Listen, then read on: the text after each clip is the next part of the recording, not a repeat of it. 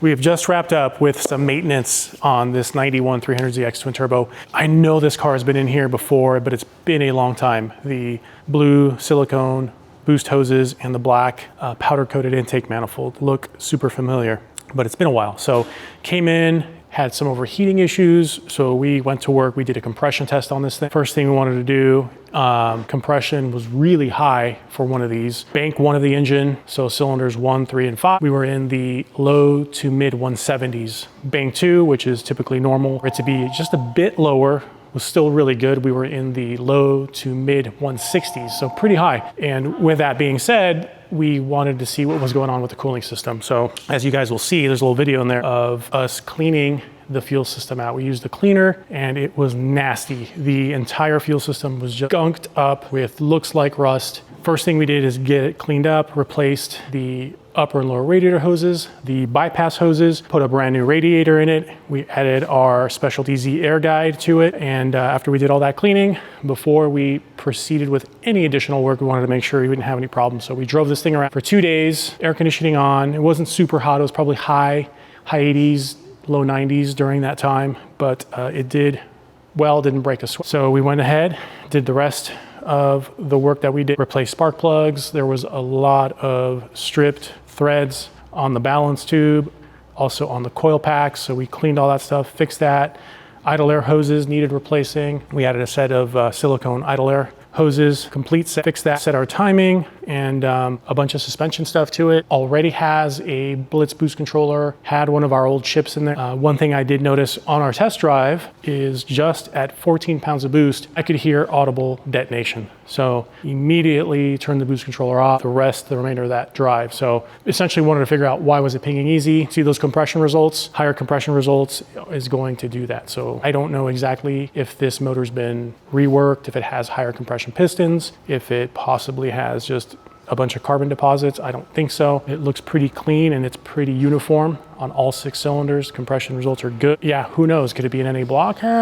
Usually they'll ping a little sooner than that, the compression ratio that they have. But nonetheless, we went to work. Customer wanted to go ahead and do flex fuel. So we added a Nissan Type 2 board to the stock ECU. Our flex fuel kit got into the fuel pump assembly, pulled it all out, replaced the hoses at the top of the assembly, cleaned out the tank. The tank was pretty dirty, usual for a car this age. Even if it isn't, there's a lot of crap that gets in there. So we cleaned all that out, put our Walbro install kit that we offer, bypassed our fuel pump controller, and we were all good. So we replaced our fuel hoses up here, regulator, damper, fuel filter. Then we got to work, put it on the dyno once we had all our flex fuel stuff installed.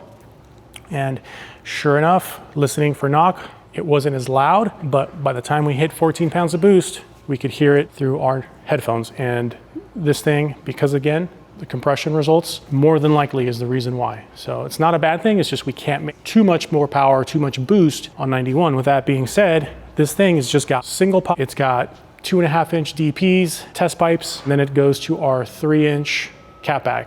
Still a single oval. It's one of our old setups. They still look pretty good on these cars, but it doesn't have the transition to 2.5. So it kind of hits this big opening from the 2.5-inch test pipe to our catback, but really nothing too crazy. Stock turbos, it did really super well. So we made about just under 13 pounds of boost, 12.8 on 91 octane. We made 347, 373 foot-pounds of torque.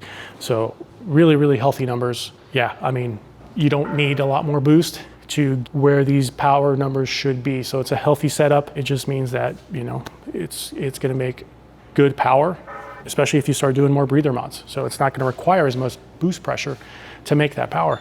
E85, we have a bit of a slipping issue, as you can see. We threw 3 bodies back here. It's not like this is a big turbo car making a ton of power, but 3 bodies, tacked those tires up with the VHT, and we were still getting slipping. So I have a feeling that the clutch is just right there on the edge. Again, I could be wrong. It could be the didn't smell anything on the dyno. That's usually a big sign, is if you get the slipping, you can smell it. But it was so minor as far as what you can hear. But you can see it's a bigger D on the dyno. So we've got that little loop-de-loop Six Flags thing going on, which is because it's slipping. So did really well. We made easily another 100 wheel on E85, 21 pounds of boost.